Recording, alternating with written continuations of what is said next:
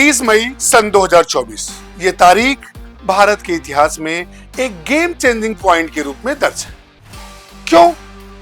क्योंकि इस दिन भारत का पहला निजी रॉकेट अंतरिक्ष में पहुंचा और इसे किसी सरकारी एजेंसी ने नहीं बल्कि एक स्टार्टअप ने विकसित किया था। नाम था अग्निकुल कॉस्मोस, जिसकी स्थापना आईआईटी मद्रास से जुड़े दो युवाओं श्रीनाथ और मोइन ने की थी, जिनके पास न तो इसरो जैसा विशाल इंफ्रास्ट्रक्चर था और न ही नासा जैसे कई अरब डॉलर का बजट।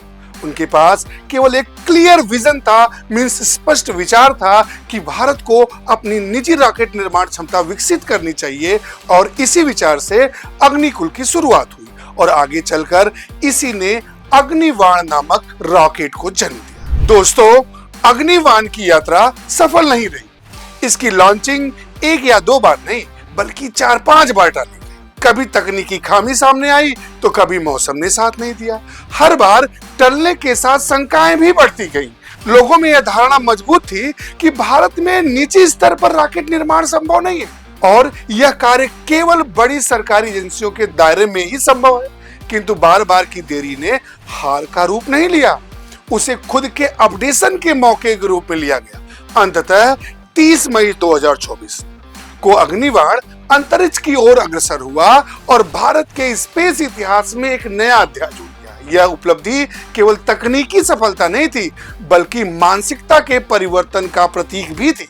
अग्निकुल की एक प्रमुख तकनीकी उपलब्धि दुनिया का यह पहला 3D printed semi cryogenic engine विकसित करना है। पारंपरिक रॉकेट इंजनों में अनेक जटिल कलपुर्जे होते हैं और जिनके निर्माण की प्रक्रिया लंबी तथा महंगी भी होती है।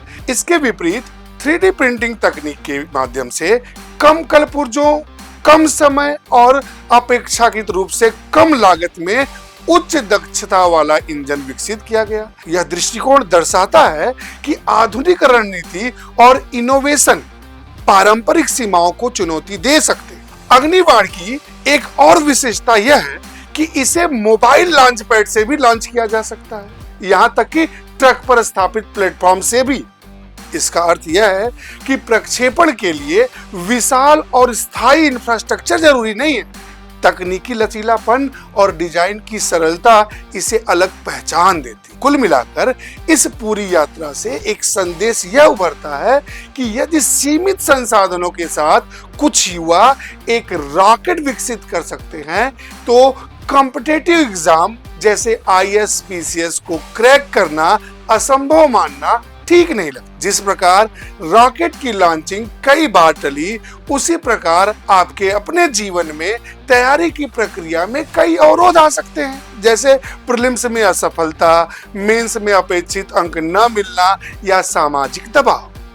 किंतु देरी और असफलता को अंतिम निष्कर्ष मान लेना या फिर तैयारी की प्रक्रिया को सुधार का अवसर मानना, इन दो दृष्टिकोणों के परिणाम भी अलग अलग होते हैं। अब ये आप पर निर्भर करता है कि आप कौन सा दृष्टिकोण अपनाते हैं। सिविल सेवाओं की तैयारी केवल नौकरी प्राप्त करने की प्रक्रिया नहीं है बल्कि यह भारत की पॉलिसी और फ्यूचर के निर्माण में आपकी अपनी भूमिका निभाने की तैयारी है। आने वाले वर्षों में AI पॉलिसी, ग्रीन हाइड्रोजन में निवेश, स्पेस इकोनॉमी का विस्तार और ग्रामीण क्षेत्रों तक टेक्नोलॉजी की पहुंच, इन सभी विषयों पर निर्णय लेने वाले वही लोग होंगे जो आज तैयारी कर रहे हैं। इस कॉन्टेक्स्ट में बात करें तो अग्निकुल केवल एक कंपनी नहीं रह जाती बल्कि यह एक प्रतीक बन जाती है कि क्या आज भारत का युवा अवसरों की प्रतीक्षा करने के बजाय अवसरों का निर्माण कर रहा है।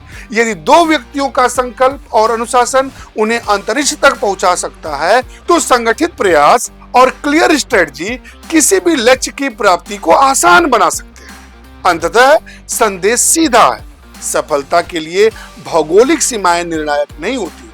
बड़े शहर, महंगे संसाधन या इंफ्रास्ट्रक्चर जरूरी शर्त नहीं है। जरूरी तत्व है संकल्प, अनुशासन और आधुनिक रणनीति। तो पढ़िए सिर्फ नौकरी के लिए नहीं, पढ़िए ताकि भारत का भविष्य आप डिजाइन कर सके। उठिए, अपनी कमियों को अग्निबाण की तरह जला डालिए और अपने सपनों की कक्षा तक पहुंचने के लिए उड़ान भरिए।